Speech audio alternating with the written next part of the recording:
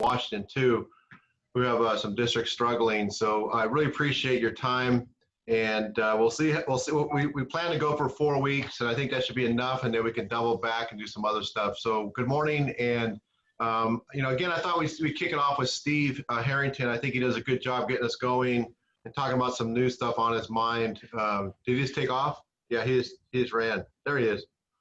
Steve, I thought we'd start with you, get us going, talk about some new stuff. I think as we head into holidays, I was talking to Toby Waite. Toby is at Big Creek. He got his kids back to school amazingly, even though it's still pretty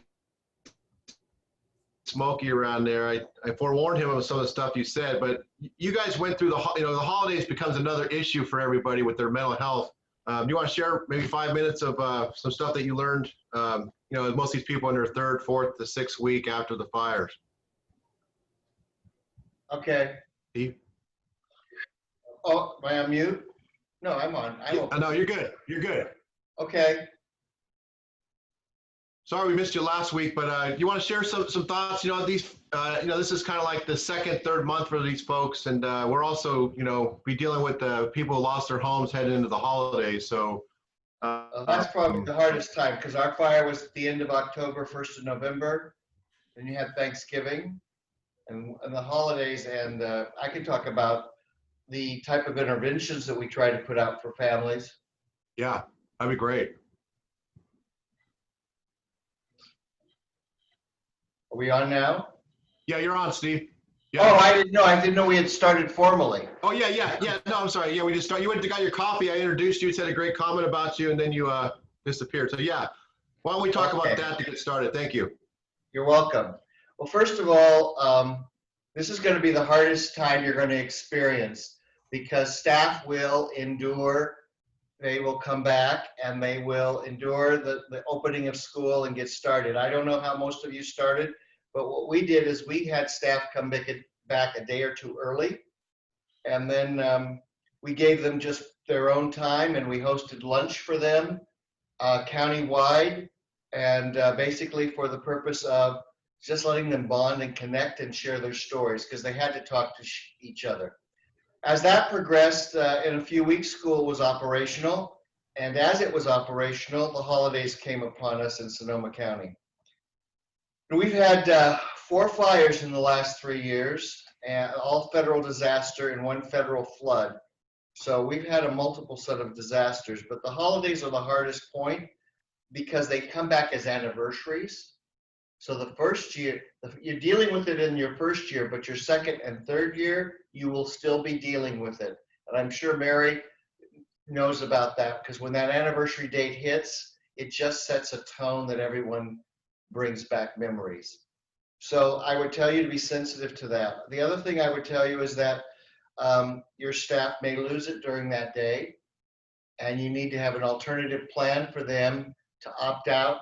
We brought in extra subs for districts, just had them on call. We paid for that so they could go in where districts needed help. So those are some of the things to be thinking about, because it is going to be reminiscent type situations that make staff emotionally attached to the situation. I would tell you that Christmas was hard for our communities because they were displaced. They weren't in their home. They weren't in their traditional decorations. They weren't in their family memories. So it was very, very hard. And we activated our support team of counselors and had them available during the winter holidays for families. So I don't know what your intervention plans are for the holidays, but you need to be thinking of that. Your staff hurts too. So it's not just families, it's community. And we didn't segregate, and I don't think Mary did either. We didn't segregate the private schools from the public schools. We supported everyone, and anyone could make a call on us for help. So those are some of the things to keep in mind when you're planning these next couple of months. If your school is surrounded by a toxic debris field, or like ours were, we had 4 schools in that situation. The kids, we deliberately didn't bring the kids back to those campuses because the remnants of their homes were ash. So we doubled up where we could or housed them in different locations. I think Mary did the same thing. But these are things to keep in mind. The holiday seasons are hard. They are hard for anyone who's lost family. And I think it's just one of those things you have to prepare for and consciously think of. So that's my suggestion for the group today.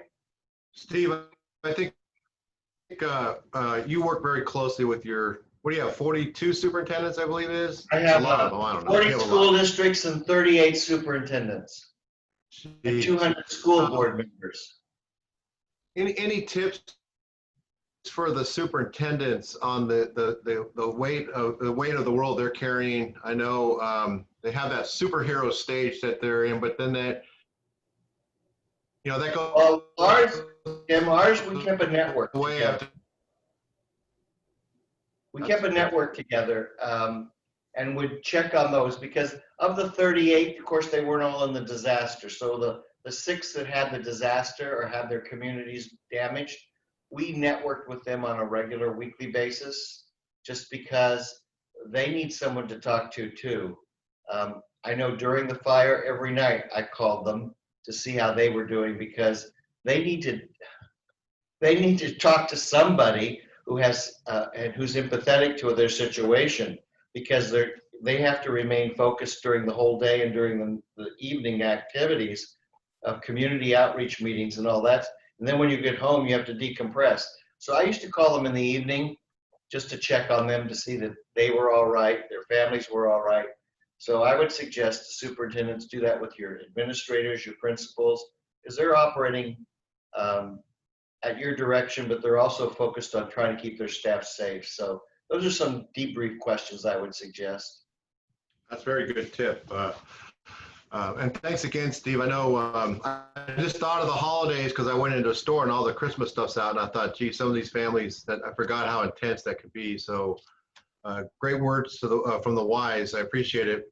Hey, Mary, I just have a couple questions that I think would be helpful. So you got to work with me, which is like a squirrel on coffee, right? And so anyone that's worked with you found that to be the case, Tim. Anyways, Mary, your relentless commitment to being consistent with weekly meetings, focused agendas is, I think, a national model, to tell you the truth. But that's hard to do, I think, when you're just 1 or 2 districts dealing with 1 county office. Why do you think that's so important to have just a consistent agenda and focus? I always was afraid on your meetings because you carried the gavel very strongly, but it helped people get through things. Can you share why you think that's so critical for everybody? Because everybody is a little hyper as they come into that thing because they're busy. Yeah, thank you, Tim. So early on during the first few days of the campfire, we established essentially our own emergency operations center that sort of mirrored the schedule of what was happening at our county's EOC, if you will. And we did it for a couple of reasons. First, we wanted to have an organized way that we could message our unmet needs up the chain of command. I know that Juan and Leslie have talked about how important that is. So whatever message that we had either in the morning or in the afternoon during those early days, those messages would get carried up to the county's EOC, and then the various liaisons there would help our person connect with the right entities in regard to those needs. But for the internal purposes, so first I'll just address in the early days of response and recovery, we were meeting every morning at 7:30 and every afternoon at 4:30. And what we would do is we had a team of about 12 to 14 people.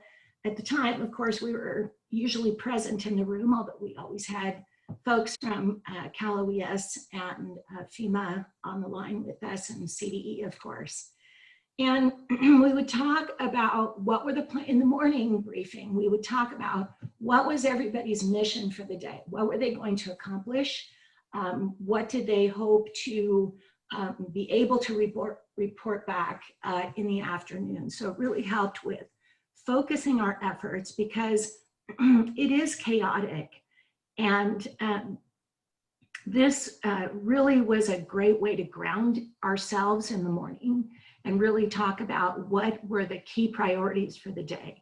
And then in the afternoon briefing, we would talk about, excuse me, what we got accomplished, what we could foresee would be the need in the coming days, and ultimately, what were the remaining unmet needs. And part of the importance of doing this is having an organized way to communicate out to your community as well. So one of the things that the communications experts that Tim Taylor hired when, because we really needed help, we had the whole world's eyes on us. And pardon me, we got to a place about a week and a half in where Tom DeLapp and others who were working with us said, it's time for us to take control of our own messaging. So we had been responding to the national press, the international press, but it was really time to have a focused message at the end of every day. And so they would prepare me with a particular message of the day, and that would be our theme throughout the day. Anytime we talked with reporters, when I went over each evening to the press, the big press briefing at the incident command post, we were consistent about what our messaging was. And so what has been interesting for us, because subsequent to the campfire, which by the way, to Steve's earlier point, our anniversary is 3 days away from now, and we're very alert to how our community is feeling right now. But what has happened with us is, because we got so practiced at basically standing up this sort of methodology of communication, is that we have used it during PG&E's PSPS events. We've used it during subsequent fires, and we've actually used this methodology since the very beginning of the pandemic, when we knew that there would be school closures, and of course, the unknown at the time was how long that was really going to last. So, of course, we don't meet twice daily anymore. We meet once a week, unless we're right in the middle of, you know, a response to a new emergency. But it really, again, it gives us a format. It gives us a way to communicate that's in some ways very formal. It's not, you know, I remember telling people, you know, this isn't the way I like to lead. I feel like I like to be a really collaborative leader in most situations. But that's not the situation you're in when you're responding to an emergency.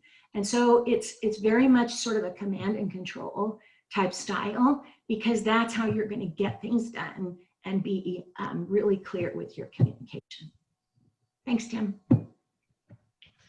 Mary, I thought that one of the best things you did was you brought your own executive assistant to take notes, because I think both you and Steve, and I think the superintendents, have somewhat of an obligation. This is a historical time, right? So 20 years from now, people are going to appreciate having good record keeping about what happened. And in some cases, you know, you've had a movie and there's books and stuff like that. Mike Hefner, I've talked to some folks over in Bonnie Doon, and I think there's people that want to write up what happened to this community. And I think you have somewhat a responsibility to keep some historical notes, like board meeting notes, so people can reflect on this like at the 25-year anniversary or something. So that's going to be those are golden documents, I think, you put together long-term for meetings like this, but also for the history of Butte County and Sonoma County. Because hopefully you guys don't have another fire, but people look back and go, what happened during that era? And you guys could have some good archives around that. Hey, let's turn it out to the field real quick. I don't know if anybody has an issue that you want to throw out there. We've got CDE and others on here. You know, Mike, Derek, anybody else want to? You know, I tend not to be too shy, but this is Mike Hefner, Bonnie Doon. A couple of questions. One is my sort of realization, maybe a couple months after the event, the need for real incident command support and training, particularly for tiny districts, is a need. And I don't know if there's a role the state might have in that or some training documents. And I have to be honest, the county office document that Steve's been sharing and telling us to look at, I own it. I haven't fully digested that yet, but maybe one of these days I'll get to it. But anyway, that's a wondering if the state might have some resources around that and ways to think as a small district where, you know, one person does 100 jobs, how we might be able to think more broadly about that. The other, I was going to suggest to you that you had talked to your county superintendent, because there's and I will let someone from Office of Emergency Services in this group can probably address this better, but we applied, and I don't know if Mary applied, but after the disaster, your reimbursement rate is set by the feds. And if you don't have a mitigation plan on file with the state or the feds, your reimbursement rate is set at a lower rate. And so if your county does have a mitigation plan filed with the Office of Emergency Services and completed, then you get the higher reimbursement rate. Now, I learned that after the fact, of course, but what we did also learn was there are Office of Emergency Services mitigation grants, and you can apply for those grants and you can secure them as a county. And currently we are writing a mitigation plan for the entire county. It includes for all 38 districts. And there is a component of training, and there's a component of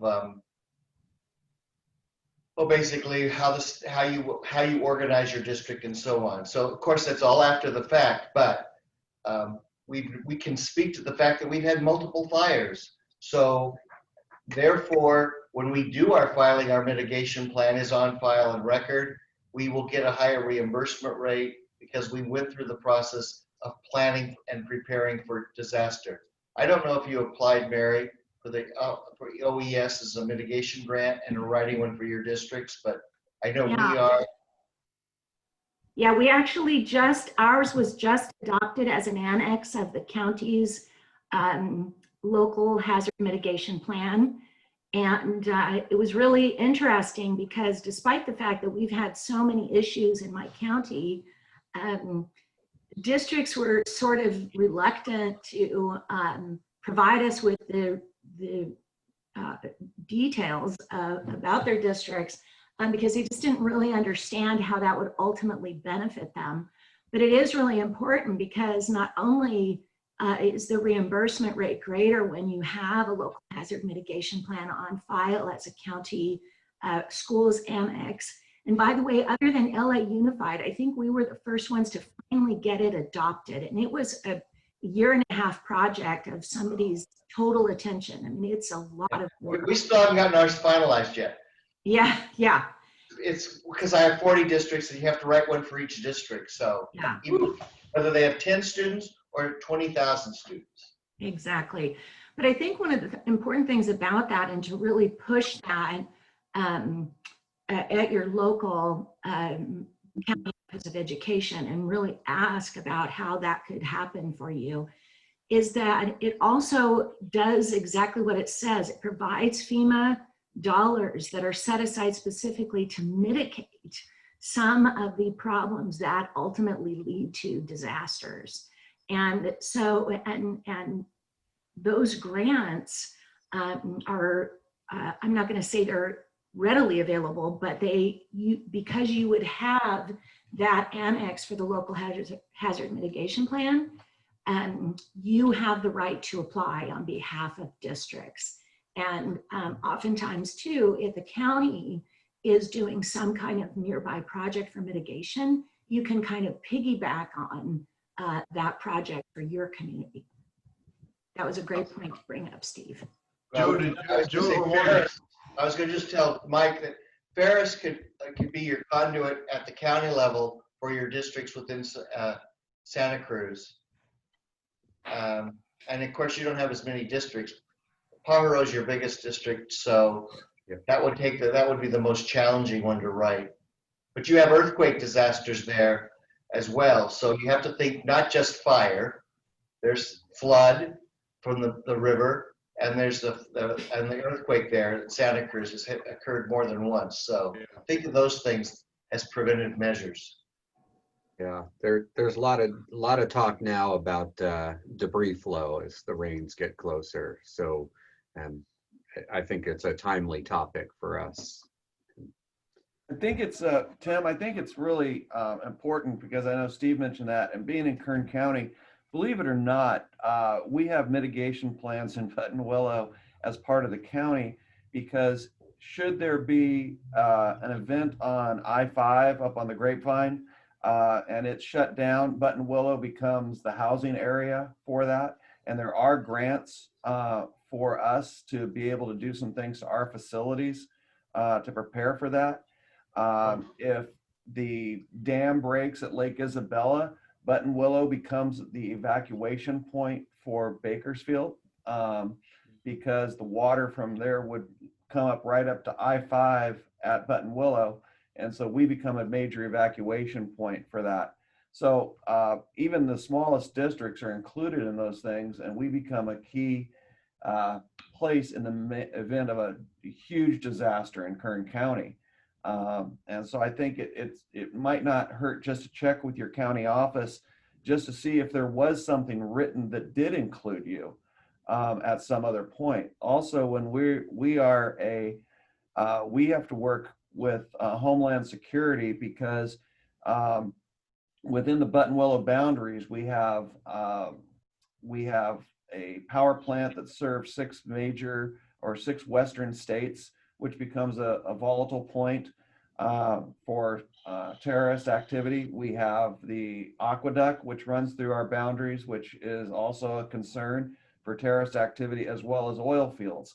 So being tiny little Buttonwillow, we're listed as a target for terrorist activities. So we're involved in a few mitigation things. So it would be a good idea to check and see where you stand with your county, and not just the county superintendent of schools, but your county office, to see if there's something where you're already written into something. Okay, good tips. Joe, did you want to add anything on that? Yeah, absolutely. Sorry, guys, I had to step away just for a second. But from what I caught from what Mary was saying, she's absolutely right about having a local hazard mitigation plan, or being part of the local hazard mitigation plan, having an annex in it. It does open up so much more money for you guys. And I'll tell you what, right now, FEMA is just throwing money at Cal OES for hazard mitigation projects. One of the requirements to taking advantage of those funds is that you are part of a local hazard mitigation plan. So as Mary said, that's going to just give you just access to millions and millions of dollars to harden your school. They have what they call home hardening, and I'm sure you can do it for schools as well.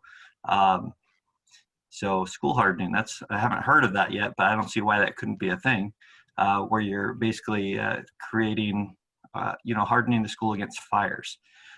So yeah, if you have to worry about that, which I'm sure many of you do, that's something where you can replace the siding, replace the windows, replace the roof with fire resistant materials. And it's also has to do with, let's see, creating fire breaks. I know they don't like using that term, but reducing fuel, I guess it's fuel reduction projects, that's what they call it. So if you're reducing the fuel around your schools and creating this fire break, then that's going to reduce the risk of fires affecting your school. So those are definitely real things for fires. For PSPS, I mean, there's always the option of generators. I'll be 100% honest that FEMA is not crazy about generator projects unless it's for like a critical lifeline, like a hospital or something like that. And honestly, in my opinion, schools are a lifeline. They're a FEMA lifeline. So, I think an argument can be made, but it would have to be, a pretty solid argument as far as it'd have to have a good cost benefit ratio where, the costs or the benefits way outweigh the cost in that case. But I think home hardening is probably the best way to do it. And somebody said something about earthquakes. So there's also brace and bolt. So currently there is, in hazard mitigation, there is the California Earthquake Authority. They have a program where they're just now doing like soft story retrofits and just the earthquake brace and bolts retrofits for houses. But I haven't heard about schools yet. But obviously schools are going to be affected as much as houses are by earthquakes. Joe, yeah. can you bring that up or remind me or bring that up on our Monday meeting? Sure. Yeah, absolutely. I mean, I'm writing it down, but the home hardening or school hardening, I think that's a direction that we could go here at Happy Camp. Great. So, I'll reach out to my hazard mitigation folks back at Cal OES, and I'll see if there's anything in the works for schools or how likely it is to make that happen, because honestly, they're looking for reasons to spend money on home hardening right now for fire protection. Yeah, and as I'm looking out, I mean, I have T111 siding, it's not on my school building. So it's like, whoa. And then, single pane windows probably in my outbuilding. So I just said, wow, okay, that might be another avenue. Yeah, I'll reach out to my people, and by next week, I should have an answer for you all. But by Monday, hopefully I'll have an answer for you, Derek. Okay, thank you. I think a follow-up to this, I got to call Karen Staff Walters, you guys. There's so many counties that probably haven't done this with, the different, I think we got, 21 counties that are affected by the fires. Maybe she can bring it up at one of your state superintendent meetings and you guys can help. Mike, I got to give Ferris a call this morning, so I'll go over this with him this morning. I know you're swamped, so I've got to call him about another issue, and I'll get on that with him too. That's great. Can I ask a different question? Heck yeah. So I've started the FEMA application process, and I'm just looking for a little guidance. I'm new to all of this. Just be, but I've confirmed that I submitted everything correctly, and they keep telling me you're going to get a call in a couple of days. But how much should I be bird dogging that, or should I just say, hey, I know the application's in, they'll get to me? Like, I just don't know. I don't want to be passive and then miss what I'm supposed to do, but I also don't want to be bird dogging something right now that doesn't need to be bird dogged. Yeah, and that's a great point. So are you talking about a hazard mitigation grant application? No, my FEMA application for the services and the damages that we've. Yeah, that's a good point. Yeah, I mean, if it's for the services and damages right now, I don't think there's a problem with bird dogging them, because honestly, they're probably overwhelmed with all the other things going on. So the squeaky wheel gets the grease. So feel free to keep squeaking. Okay. And if I could just echo that, Mike, the other really important piece about working with FEMA is don't take their first no as the final. That's true. In fact, they will say no over and over again, and you just will have to keep going back. And one of the most challenging things for us, because the recovery process has just been dragging out for now almost 2 years, was that we have gone through so many different people at FEMA. Sometimes you'd be making progress with a consultant, and then they would get taken away to another project, and you get somebody, and it always feels like starting over again. So I would just say, try not to be discouraged by that, but also, be your own best advocate and try to get your county office of education to help you with that. We do, if you want some help with the details of some of that, we have a couple of people on our staff who have unfortunately become quite expert, and they would be happy to help you if you just, if you need help with forms or things to ask for, so forth. And Mike, to follow up on Mary's statement, the situation should also be in contact with your congressional delegation, because they will, at least we happen to have 2 congressmen representing our area. This county is sort of split in half. And so what happens is it gives you 2 voices advocating for you. But each of our congressional representatives assigned a staff member to stay on top of the FEMA projects on behalf of our counties. And so when we got a no, and Mary's right, I think there's an appeal process, so you can appeal it. There's another appeal process, you can appeal it. But when you have your congressional delegation following up on it, somehow you get a yes somewhere in there. So every once in a while. So take advantage of your congressional delegation representative, whoever that congressman or woman might be. Great. Thanks. That's great advice. I appreciate it. No means yes, yes means no. I guess I would have to Got it, ask, Harry. I guess I would have to ask, do I, or should I, based on all my stuff that's going around here, really apply for it, or does it apply to me? Is a FEMA grant going to help me out, rather than what we talked about, Juan and Joe, at their last meeting, is that project serve? So I have to, I have to ask those questions and saying, okay, is it worth my time to go FEMA, or put, 95% of time into the other grants that we talked about? Just being in my situation with where I'm at and what we've lost, or just basically homes, no damage to the schools. But again, half my staff and half my population. In fact, Tim, I think Mandy Corbin had her hand up. Yeah, I wanted to actually, hi, I work for Steve at Sonoma County. So I wanted to say one thing, but also what you just said, Derek, being now 4 years out from the Tubbs fire, our first fire, and I coordinate the behavioral health fire response for our county, for school districts. There will never be enough money to pay for all the needs that you're going to have related to mental health services and counseling services, not only for your students, but for your staff.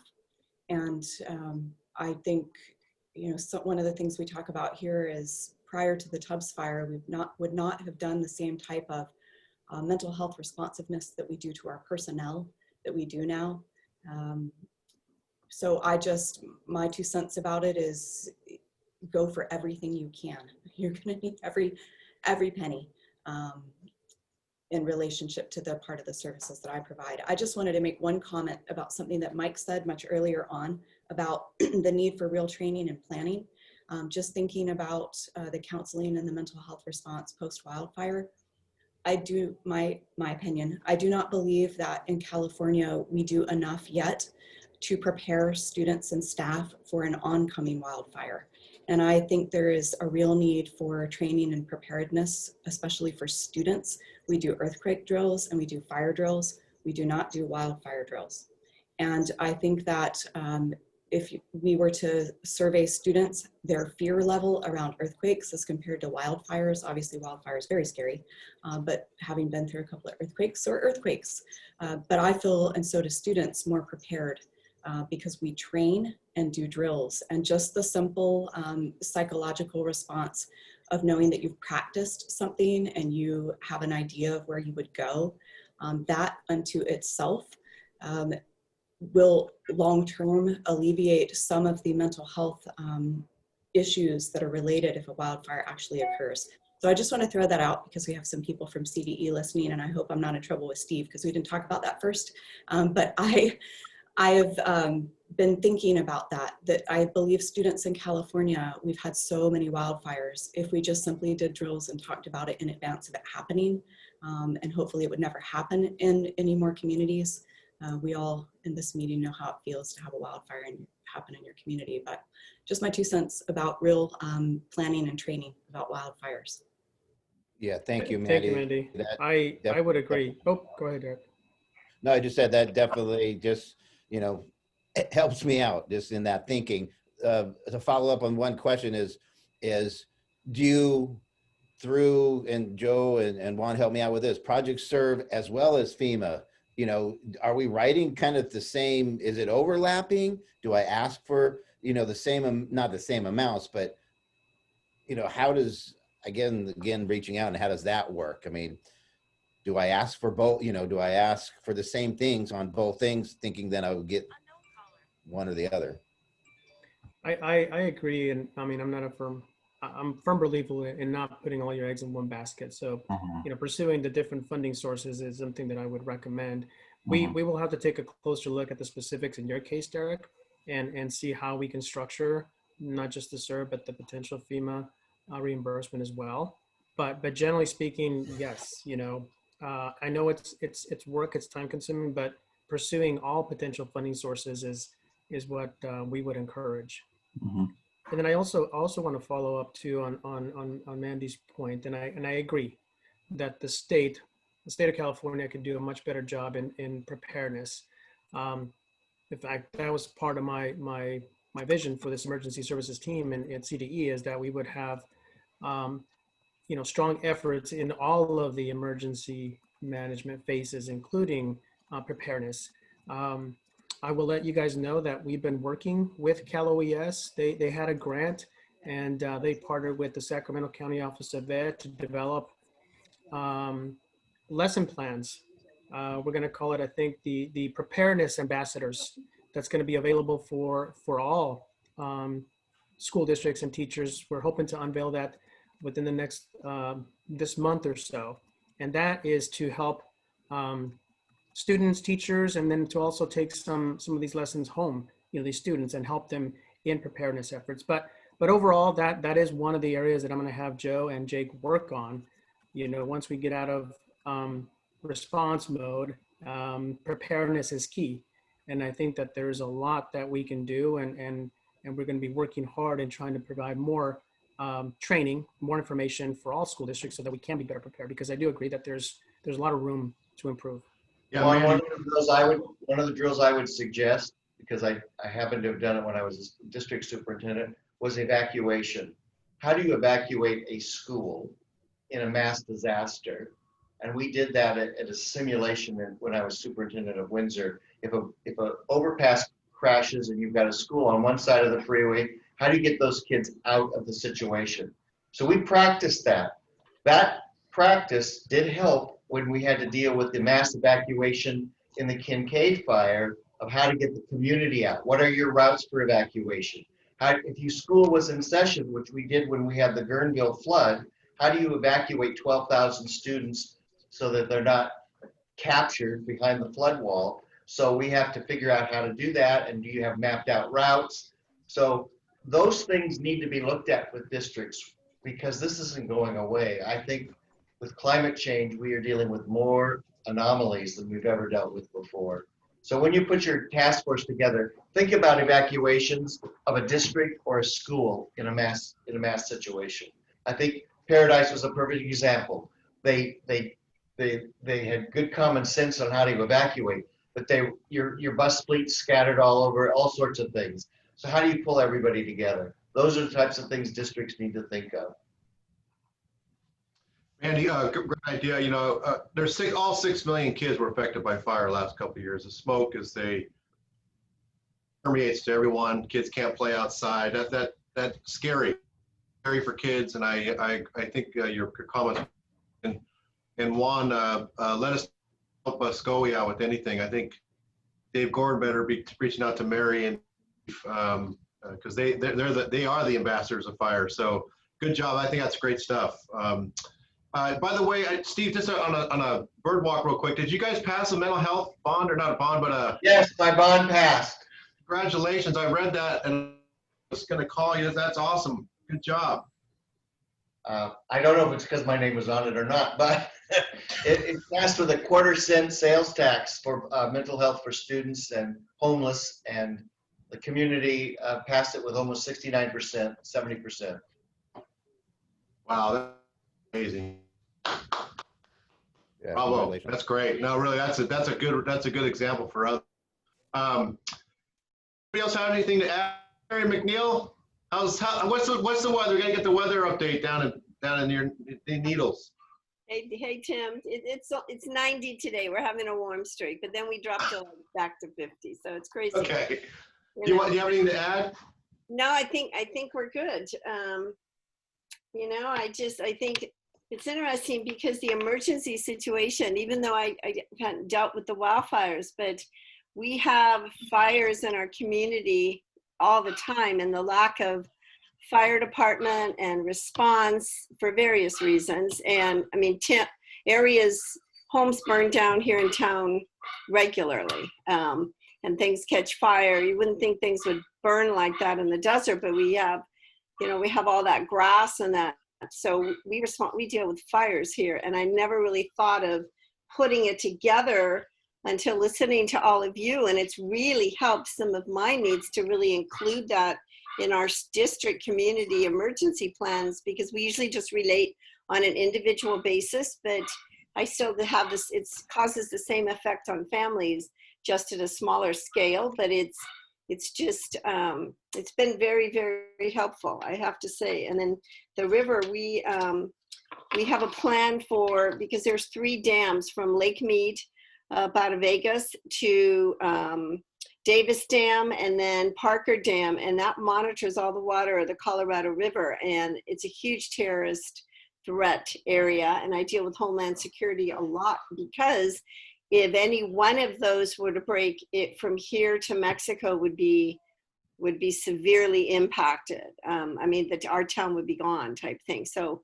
like the plan here the city has is like, my kids run to higher ground. And when I first got here, I was like, okay, I've seen kindergartners run, but to just say, okay, run, that's not going to work. So we've been working for years on sort of a collaborative effort on how do we do this. And it's just difficult dealing with all these agencies, but I just never thought to put this all together. And it's been so helpful listening to all of you with somewhat different circumstances, but the needs are the same. And the knowledge that I need as a superintendent to deal with the unique issues here is the same. So thank you all very, very much. Exactly. Does anybody else have anything else to add? And thanks, Mary, for hosting the meeting too. I appreciate it. Yeah. Anybody else? Mary put something on the chat if you guys want to look at about if you want to see her sample mitigation plan, that'd be great. And last chance. Juan, do you want to add anything out the door? No, nothing else. Thanks again for everyone for the input. We're here to help. Great. Thank you so much, you guys. And have a great day, and stay safe.